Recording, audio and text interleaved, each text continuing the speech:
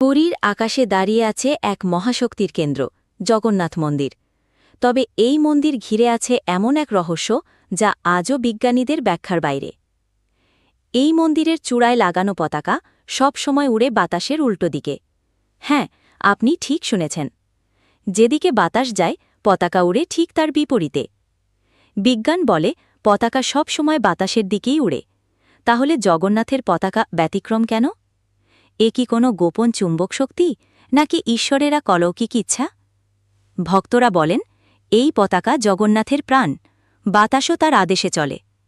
প্রতিদিন একজন পুরোহিত ৪৫ তলা ভবনের সমান উঁচুতে উঠে হাত নিয়ে এই পতাকা বদলান। কোনো সুরক্ষা নেই, তবুও দুর্ঘটনা ঘটে না।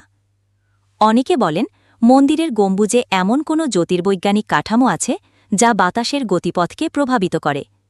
আবার কেউ বলেন, এটি আর্থিক